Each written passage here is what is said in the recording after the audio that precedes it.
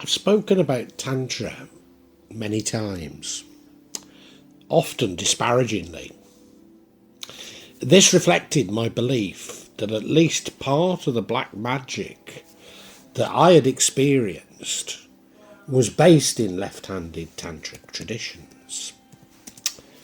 Contrary to popular myth, Indonesia followed a Shaivite Tantric path, rather than distinct Hindu and Buddhist, especially in Java during the Majapahit era. The Tantric tradition is still very much in evidence across Indonesia, but especially in Java and Bali. Whilst I still believe this, I have begun to reappraise my views. I recently came across a vlog complaining that a former church in Stoke had been turned into a mosque. Somebody posted that a former church should never be used for devil worship. And many of those posting were exposing their own shadow and deepest fears without any understanding of Islam, nor indeed their shadow. I reflected on how ignorance leads people to entrenched positions, and how I must avoid this. As always, this was prior to being flamed once more by a young Hindu pretending to be a Christian, and a Christian now, and an ex-Muslim. This is becoming so regular that I now question how many Islamophobic posts, maybe even vlogs themselves, are actually created by Indian Hindus intent on creating disunity in the world. Indeed, if we are to become united with ourselves, we must explore our own shadow. And the more I look at left-handed Tantra, the more it seems to fit in with Jung's view. Uncannily, so many left-handed tantric practices seem to make perfect sense when I abandoned my own ignorance.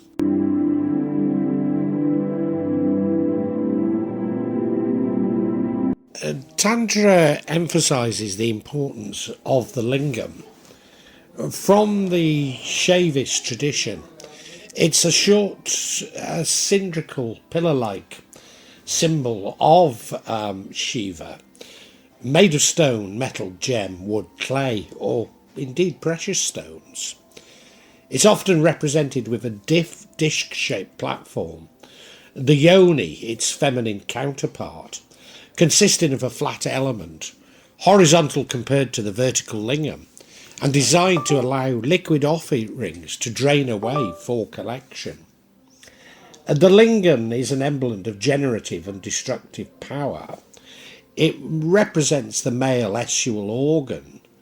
The lingam is regarded as the outward symbol of the formless reality, the symbolization of the merging of primordial matter, the prakriti, with pure consciousness, Purusha, in the transcendental context.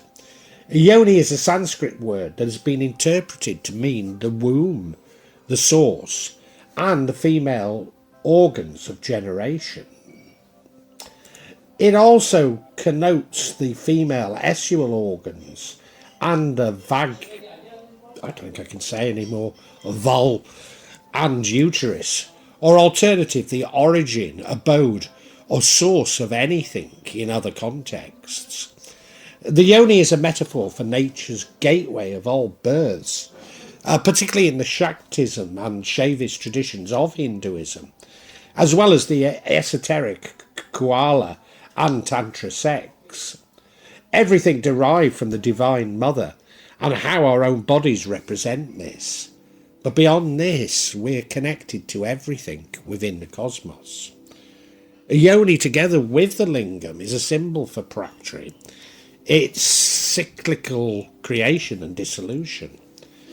Again, this is very strange parallels with my own views on the uniting of the male and the female in the act of co-creation. And now I should mention tantric esbleep. Esbleep within Tantra is an expression of love and it is love that is all important.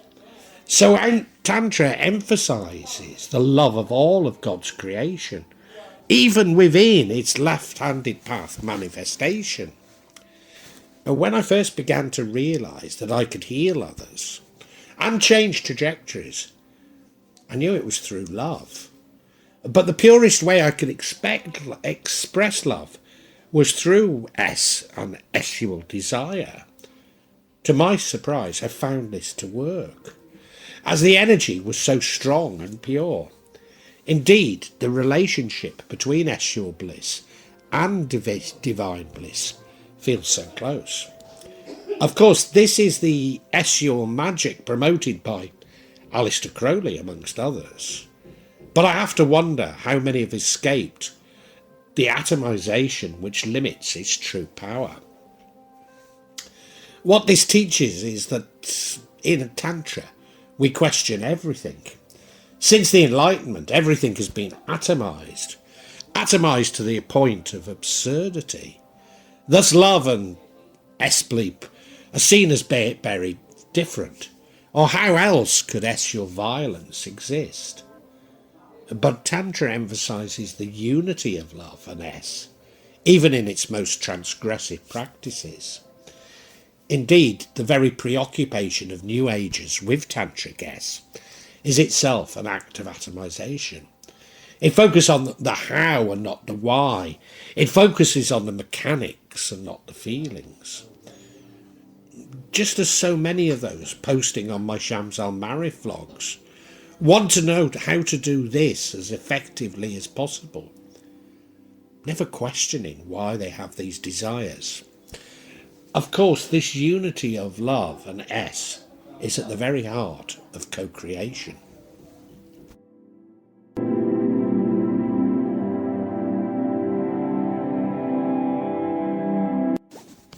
I've used the word left-handed Tantra, as in Indonesia the Shaivite tradition is equally Buddhist as it is Hindu. But in order to explain the path, I need to talk about the Hindu Aghoris of India. Aghoris are Hindu devotees of Shiva, manifested as Bhairava, and ascetics who seek liberation, Moksha. Now, I've talked about Moksha in the Indonesian context, which is more likely to mean self-immolation, but this is simply Moksha from the endless cycle of birth, death and rebirth, or samsara. The freedom is attained through the knowledge of the self, the Atman, is identical to the eternal and formless metaphysical absolute called Brahman. If everyone is Shiva, then there is no distinction between the pure and the impure. We always live in duality if we're always running from the impure. Because of their monistic doctrine, the Aghoris maintain that opposites are ultimately illusionary, a philosophy strangely close to my own Neoplatonic non-dualism. But then most Shaivites are non-dualist. Indeed, the divine masculine, Shiva, and the divine feminine, Shakti, are an allegory for this non-dualism and reminds us of co-creation. By you the universe is born, by you the world is created. O Devi, by you it is protected. And that's from the Devi Mahatmya. Nevertheless, Shakti is about a path which involves dualism. While Shiva is non-dualist, and in combination both become non-dualist. Furthermore, Shakti is associated with the Kundalini. Aghoris believe that every person's soul is Shiva, but covered by Astamahaspa, 8 great nooses or bonds, including sensual pleasure, anger, greed, obsession, fear, and hatred. The practices of the Aghoris are centered around the removal of these bonds. On release from all 8 bonds, the soul becomes Sadasiva and obtains Moksha. Sadhana is the process of unlearning deeply internalized cultural models. When this sadhana takes the form of a charnel ground sadhana, the Agori faces death as a very young child, simultaneously meditating on the totality of life and its two extremes.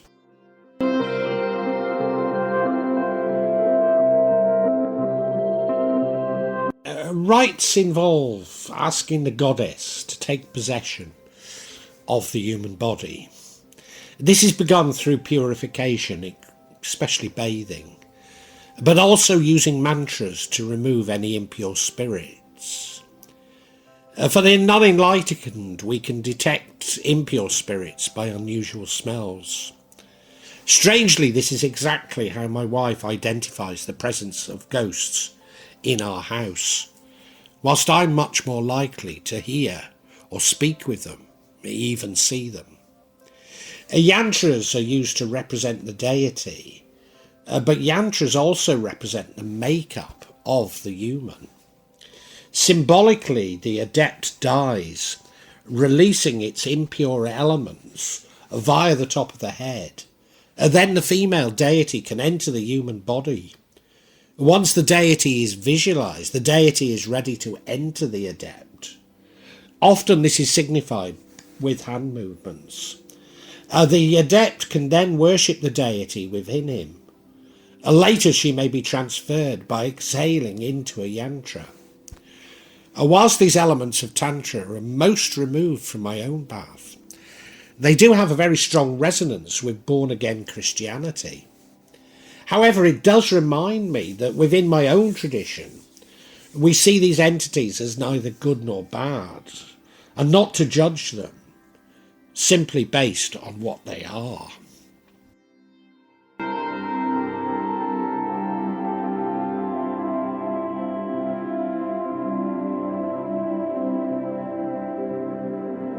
A left-handed Tantra involves partaking in transgressive acts. These include the 5 forbidden things, pamachkara and pachatatava, meat, fish, wine, mudra, a grain believed to be hallucinogenic, sexual intercourse with a non-partner, sometimes a prostitute, preferably when menstruating, even necrophilia, during which it is important to love the partner, relating to the co-creation that I spoke of. I've also mentioned many times before that if you are enjoying Tantra, you are doing it wrong. We're meant to be disgusted by these acts, although to find a way to overcome our disgust through devotion to Shiva. This is one of the reasons to be supervised by a guru, as if we enjoy these transgressive acts, they actually do us more harm than good. Similar to the Shavnetra predecessors, Agoris usually engage in post-mortem rituals, often dwell in carnal grounds, smear creation ashes on their bodies, often completely naked, and use bones from human corpses for crafting kapala, skull caps which Shiva and other Hindu deities, often ironically depicted, holding or using, and jewellery. They also practice post-mortem cannibalism, eating flesh from foraged human corpses, especially fluid from the brain and faeces, including those taken from cremation pyres. They're often seen meditating on corpses.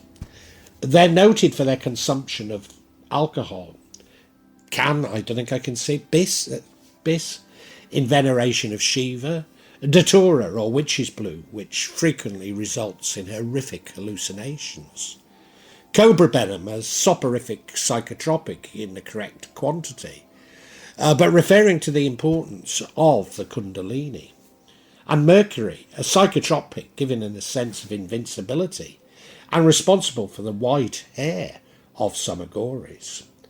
Some Agoris make the claim that human or animal sacrifice is necessary to successfully complete a healing, Within certain Agori traditions, this process is the transfer of karma.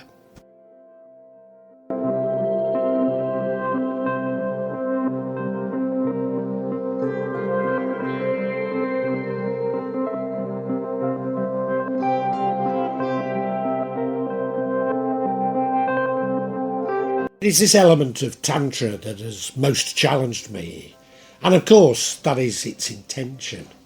It's all about exploring our shadow, those behaviours we find repulsive, particularly in what we see as others, but really is a reflection, a mirror if you like, of our own shadow. I'm not necessarily suggesting that we must engage in transgressive acts to free ourselves from the fear of them, but we must confront them to become whole. Paedophilia and child sacrifice are often seen as the greatest taboos that are never discussed without reference to morality. But maybe these are the very transgressive acts we all need to uncover and confront within our shadow. Recently in meditation, I've been taken to a new and frightening place, and it's only by acknowledging them that I can move past them. Indeed, I must confront them to allow Alan's blessings to come to me. Yes, Tantra can be transgressive, even dangerous to the adept, but it teaches us to set up appropriate boundaries and to trust our hearts. We do not reject situations based on a false morality, but based on what is in our hearts. These are important lessons for how we should lead our lives. By confronting fear and following our hearts, we free ourselves to pursue that which God has planned for us, and not the trajectory determined by other humans. As a non-dualist, I asked if such transgression ever mattered. I think I've concluded that yes, it does, but non-dualism should keep our outrage in check. The koala, the physical, and the samya, the religious paths, are necessary in a quest for enlightenment. Nevertheless, we find extreme koala and extreme samya practitioners within Tantra, maybe even dominating Tantra, just as black and white magicians do within magic. Indeed, this exploration has helped me to see the right and left hand paths, but opposite sides of the same coin. That distinctions between black and white magic may have resonance within Harry Potter or Wicca, but in reality are false distinctions. That is not that we cannot make value judgments, but maybe we should learn to meditate on them and not to express them.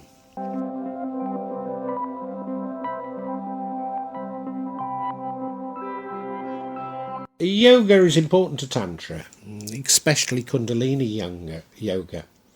And so many of our yogic practices have a tantric origin. Yoga is important in surrendering to a different consciousness. Surrender to a different consciousness is an advanced stage of Tantra. A new version of the self manifests itself